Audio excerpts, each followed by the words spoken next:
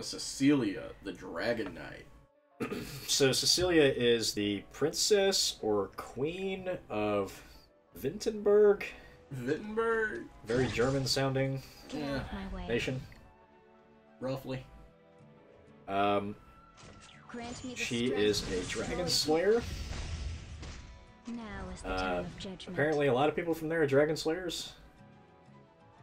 She uses a lance as a weapon, which Lance is... looks like a fucking drill that you would use to dig a fucking subway tunnel. Yeah, so she uses heavy armor, lance, and shield, and she's a tank. Tank class. Deals way too much damage to be a tank. Let's see, her ult, she jumps up in the air and fires some sort of energy beam from the lance. Yeah, that's some straight up early Power Ranger that stuff. can proc an AoE taunt, that's very powerful. And then her 2, she summons multiple magical spears that rain down from the sky onto the opponent. So I'm assuming that's what she uses to slay dragons. I mean, I'm guessing that's sure what's it'd be going on here. effective. I like the way she looks. I like her aesthetically. She does have a very nice aesthetic. She came over from a foreign land to help fight the Archdemon. Very nice. That's a thing. She's got the silent and very Ojo-sama-esque. Yeah, like the classical nobility. Silent sort of stare at you very coldly nobility type thing going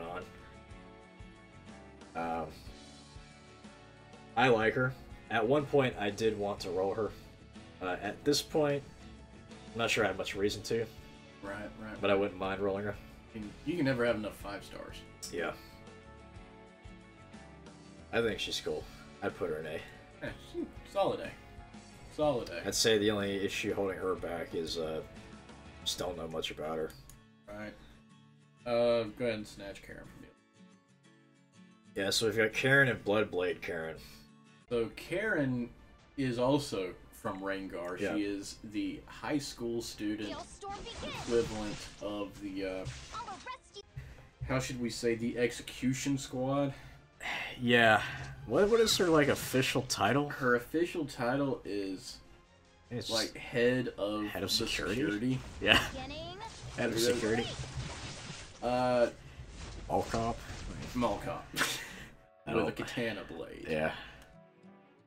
Let's see. So what she does is she goes around and basically gives you every citation that she can possibly think of. Yeah. And then punts you into detention, which I think is a hard labor camp. Yeah. She has a katana blade and looks very Japanesey. Yeah. With some big plots. And you know that, as a weeb, that tickles me. Yeah. She's very hot-headed. Very hot-headed. I like her aesthetic a lot, especially with those 2 bows on her head. It really helps cool the rest of her head off. Yeah. She's not the type to, think about things. She's not the type to think about things to take rational action. She just goes all in from the very start. Immediately unleashes her S3. Yeah, well, S2 crits, gives her an extra turn into S3, then procs the mandatory artifact you have to have, Rihanna and Lucilla, which gives her another turn, so she uses her S1 to decrease her cooldowns by 1 extra turn. You sound a little angry. No. I'm fucking I feel fantastic because that's what I'm doing. I have Karen, and I'm running that exact same setup, dude. I also have her, but I quit using her when I rolled Bloodblade Karen. Yeah. See, I'm using Karen specifically for DPS on Wyvern because I don't have anything else. But even then, you know, I rolled Kisei. Yeah, Kisei's way better for that. So what do you think, Karen? I think Karen should go in B. We don't really know anything about her, but yeah, everything we do know, I really like. Alright, so Bloodblade Karen. Do you know the story behind Bloodblade Karen? Because I do. Yeah, there was actually the, just part of the side story with Haste, I believe. Yeah, it was, So well, it started in the Christmas side story where right, it was the Christmas, not the Haste side story. Yeah. God, I'm an idiot. It was the Christmas side story. So in the Christmas side story, Karen actually came into the blade. She owned when it, all are dead will or descend. came across it some which way. Well, what happened is she, so Ras, Mercedes, and Ras's guardian, Arky, they were completing the requests of people on Christmas. Filling all the wishes. They were writing the wishes down on the wish paper, and Karen's wish was to find this like ancient blade for whatever reason. Oh, they gave it to her. And so right. yeah, and so Ras and them found this blade, which happened to be cursed As fuck. Cursed as fuck, and they gave it to Karen, and She grew an eye patch. this is what happened. Bloodblade Karen is what happens when the blade possesses Karen, and the blade itself feeds on blood. In fact, I think it might feed on the blood of the owner, which explains why she loses health upon casting her ult. But on the bright side, Does she? I've never noticed. I've been using her for a while. she loses like 20%. On the bright side, though, all of her attacks have passive lifesteal. They do. That's probably why I've never noticed. Now, aesthetically, I think Bloodblade Karen is cool as AF. She does look pretty cool, but I just can't. Compared to regular Karen, I prefer the charm of regular Karen. Yeah, I do too. I do too. I think she's another good contender for A tier. Yeah. I am wondering what happens when we fill up A tier. I'm not sure. I mean, we can... Oh, it just wraps it around. just goes down. Nice. Shit. Okay. Alright, so now we've got... To find Mercedes. Where the fuck is Mercedes, dude? Right below it. Oh. So we've got Mercedes and Moonlight Mercedes. Now, the two are actually completely different. They just look the same. They are not the same person at all. No. So Mercedes is a homunculus designed specifically, I believe, to channel the Archdemon's power. I will release my power. Yes. She is supposed to be... I think she was the ultimate culmination of homunculus research in order to bring a humanoid vessel to the Archdemon onto the planet. To the Yes, ends of I think so. futility. And that's what happened, so... Mercedes, Essentially. preparation Yes. complete. Spoilers. Spoilers, yeah, but... Spoilers, Mercedes is the final boss. Yes. But you get to know Mercedes very early on, as Queen Diane was basically protecting her from everyone else. Yep. As Mercedes did not want to, slaughter humans constantly. She wanted to be a human. Yeah, and even though she was, homunculus, created for evil, She wanted to do good. Diane still saw the good. Diane saw the good in her. And so Mercedes stuck to Diane's side ever since, until she was murdered. Yes. By Vildred. Yep, and then, basically Ras was a nice guy to Mercedes, and so now she sticks around with him. Yeah. And she grew very affectionate towards Ras, and about the time that love should have blossomed, she was kidnapped. She was kidnapped, possessed by The Archdemon. the Archdemon. And then was the final boss on 1010. And then was the final boss. And now, after defeating her, Ras absorbs Mercedes and the Archdemon's soul into his body, or something. He just carries it around with him. Yeah, he just straight up carries it around like a little fucking... And he is currently searching... I haven't beaten the, Don't worry, I haven't either. the New Game Plus. I probably should have by now, but whatever. Fuck it. But he's currently searching for a way to separate Mercedes' soul from the Archdemon's soul. And so he's journeying around the world. So personally, I really like Mercedes. Not as a mechanically good character, but entirely aesthetics and personality. I think she's nice. I think she's nice. She also doesn't walk; she flies on her book. Yeah, That's nice. I think I like Mercedes a lot, actually. I'm thinking at least A tier. I'm thinking A tier. Kind of want to put her in S tier. Put her in S. S is good. At least A tier. I kind of want to put her in S tier, man. I mean, you know, she was there with you, you know, throughout the entire story. Until she wasn't. Until you had to fight her and kill her. Well, it was halfway through the story she was kidnapped. Yeah. And then you were journeying, mostly to stop the Archdemon, but another good portion to get Mercedes back. Yeah. Yeah. And fuck, did you get her? Yep. You got her good. So up next is Celestial Mercedes. Celestial Mercedes is an extra-dimensional entity who, in order to descend into this lesser plane of existence, had to sacrifice most of its power in order to fill a humanoid vessel so that she could merely step upon the planet. Yes. It's your turn. And in the Christmas side story, you had to grind against her for a while. Yes. Which even with level 50 characters took a while because they tanked it the fuck up for no reason. Yes. So what can be said about Celestial Mercedes? No, she's had a couple of appearances. So she appears in one of the labyrinths, the Farsh Labyrinth, I think, the Farsh Frontier Labyrinth, and she's just fooling over there at the sphere. She's responsible for that entire labyrinth. She conjured up the whole thing with her powers, and she's basically done it to test Ras and have some fun. Girls just want to have fun. After you beat her in that, she gets rid of the labyrinth and just sets off into the world and just leaves. Just does whatever she does. She also makes an appearance in the Guilty Gear yes, because she helped to save Dizzy. Because she helped to save Dizzy, yeah.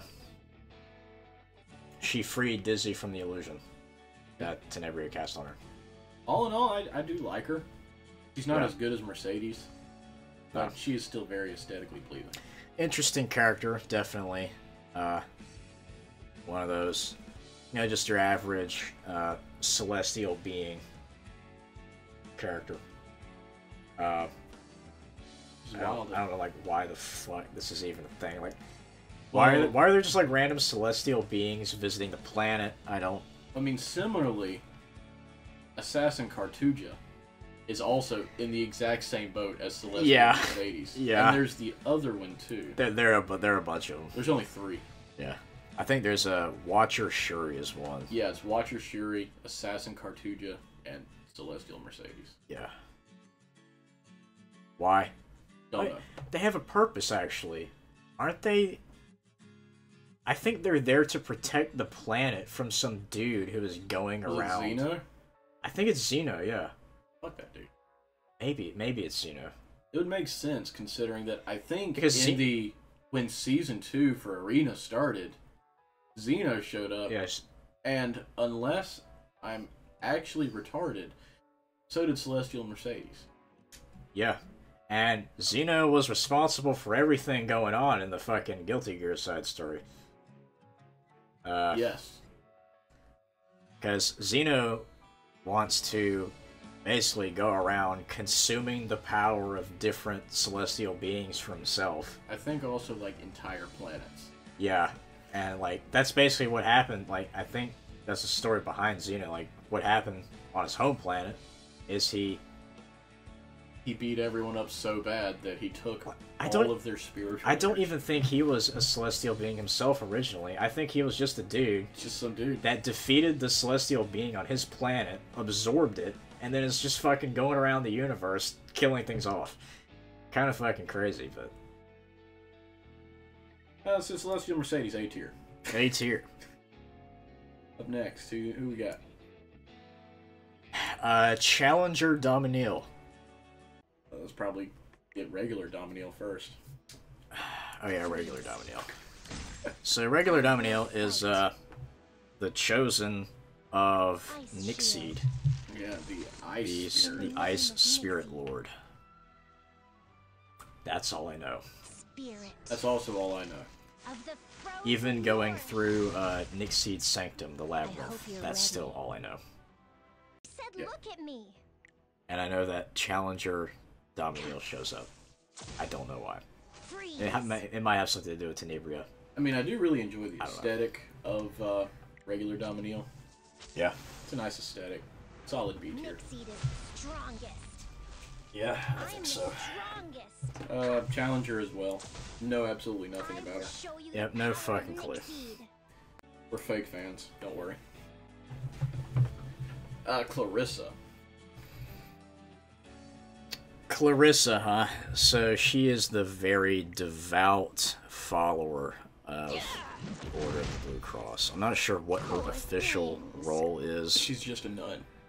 Oh, she's just a nun. She's just a nun. She's just a nun. If you look closely at her forehead, you can also tell that she's a Destroyed shinobi. by the goddess. Will be Got that Naruto forehead protector going on. teach you. Oh yeah, she's a fucking shinobi, dude. Yeah, you're right. She's got the headband. She comes from the village hidden in the crosses. Yeah. She's very... Anything that goes against the Order Anything heretical. is her enemy, and she just destroys it. She goes into a blood frenzy and seeks to destroy it, whatever it may be. She can also do an ungodly amount of damage. Yeah, we watched it. Yeah, we saw that clip where she fucking one-shot an entire team. And like, oh god, that was fucking silly. I mean, other than that, what do we know about her? Not much. She shows up from time to time, but she never gets fleshed out. We just know that Yeah. she's very violent. Most people are scared of her. Yeah. That's about it. She's a shinobi too. Yeah. So bonus points for being a shinobi goes to C tier. Alright, good job. This is... Oh yeah, that's the new version of Ren. So we have Ren and Crescent Moon Ren? Crescent And, Blade Ren? Fucking vitiligo Ren. What? That disease that makes your skin lose pigment. Yeah, I'm not sure why she lose pigment here. I think it's to counteract Maya and Fighter Maya. Let's Because ride Fighter the Maya river. is darker than Maya. Oh yeah, and It's my like... turn. Okay, that makes sense. Sure enough. Let's go for it. With Go with that. love. And Fighter Maya's light. Ren's dark, I guess. Should I start? I don't know. I prefer the tan. Me too. I prefer the tan. So what do you think about Ren? We know she Wish me happy I'm is here. the daughter of This will lead us to victory. Basar, Today's show the isn't leader that bad. of the merchants. Yes, some noblemen. Prepare to be dazzled. She also Cost you. occasionally works with the Phantom CIC, What are you looking at? I think, with Araminta, because I know they're friends. I wouldn't doubt it. And I think occasionally she acts as a mercenary. She does travel around quite a bit. She's got the whole like dancer, like And she's a full-on belly dancer. belly dancer thing, With, which with all those rings and shit. I think it is very aesthetically pleasing. It is. Not gonna lie. I rolled her a couple days ago. Same time I rolled Litica. Yeah. I haven't been too impressed with her performance. Yeah, she's a so waiver. Her 3 gives like random buffs. Yeah, you can get all of the buffs. Yeah. Like, all of them. I bet it's there's silly. an interesting way to work that into a team somehow, but I don't know. I mean, there's not really much to know about her. What would you say? I mean, visually, I think she's one of the better looking characters, but other than that, I don't know, maybe B tier. B sounds good. And with Crescent Blade Ren, or Crescent Moon Ren, I don't know, like, what I the know absolutely zero. I don't know about what the her. fuck's going on here. B tier. So next we have Crimson Armin. We Armin. didn't do Armin and Crimson Armin at the as same long time. as they come. As long as the first one comes first. Yeah. That's all I care. I like Crimson Armin I'll better end than this Armin. quick. Oh yeah, she does look better. B I- tier? I'll protect Other than that, you. it's just fucking Armin. So now we've got Maya and Fighter Maya.